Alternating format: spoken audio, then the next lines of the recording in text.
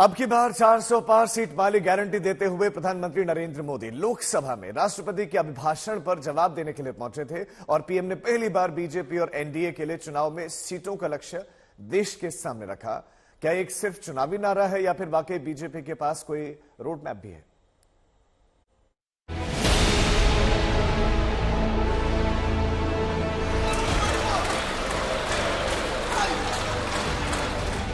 2024 के चुनाव से पहले लोकसभा में प्रधानमंत्री आखिरी संबोधन के लिए पहुंचते हैं।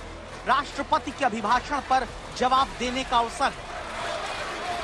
माननीय प्रधानमंत्री जी, शाम 5:11 पर प्रधानमंत्री बोलने के लिए खड़े होते हैं। 99 मिनट तक लगातार अपनी बात कहते हैं।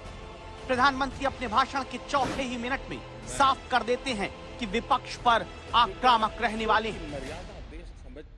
आप जिस ऊंचाई पे हैं उससे भी अधिक ऊंचाई पर जरूर पहुंचेंगे और अगले चुनाव में दर्शक दिशा में दिखेंगे।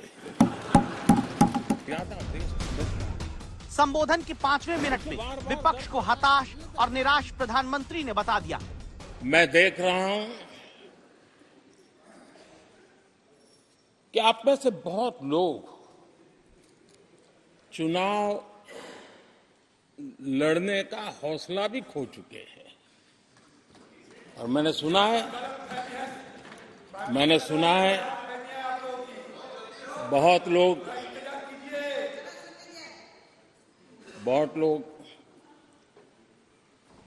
पिछली बार भी सीट बदली, इस बार भी कुछ सीट बदलने के फिराक में हैं।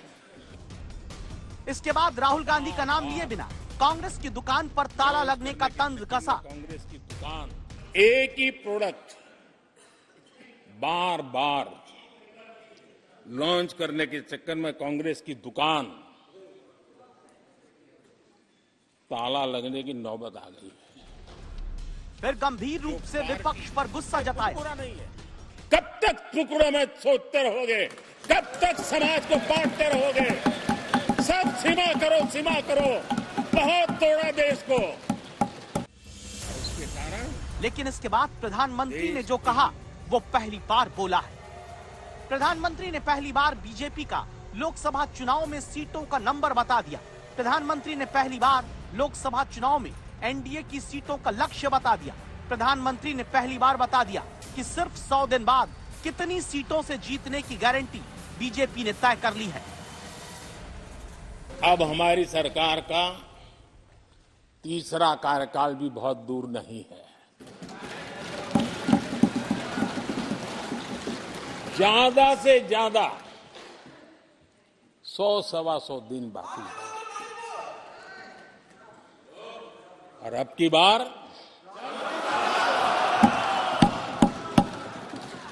पूरा देश कह रहा है अब की बार संभव है कि आप कहें कि ये तो पहले भी कहा जा चुका है, इसमें नया क्या है? तो नया बीजेपी के लिए 370 सीटों का तय लक्ष्य, नया है एनडीए के लिए अब की बार 400 पार का सेट टारगेट। गारंटी है देश का मिजाज एनडीए को तो 400 पार कर पाई के रहेगा, लेकिन भारतीय जनता पार्टी को 370 सीट अवश्य देगा। इस बार प्रधानमंत्री ने अकेले बीजेपी के लिए ही 370 सीट और एनडीए के लिए 400 के पार की बात कही। बीजेपी ने 2019 के लोकसभा चुनाव में 303 सीट जीती थी। बीजेपी के सहयोगी दलों ने 2019 में 50 सीट जीती थी। इसलिए 370 का नंबर फिक्स करके 67 और सीट जीतने के लिए बीजेपी को ये सीटें कहां और कैसे मिलेंगी? आपका इतना बहुमत है, अब तो पहले 330, 334 की, अब ने तो 400 पार हो रहा है।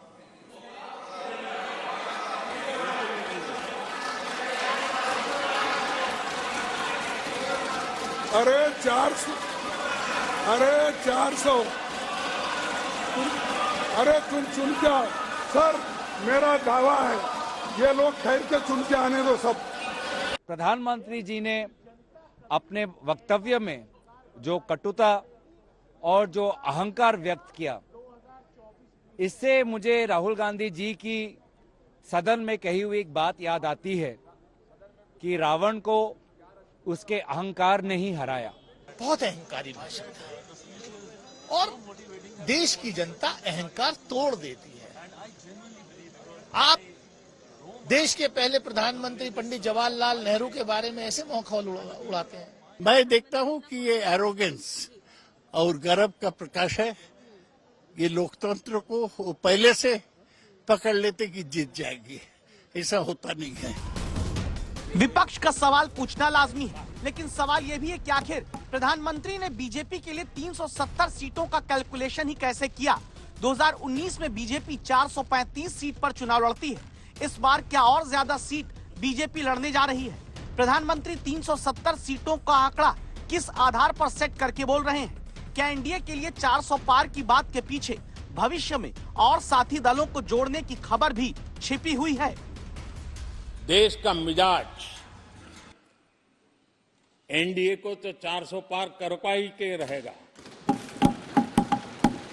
लेकिन भारतीय जनता पार्टी को 370 सीट अवश्य देगा।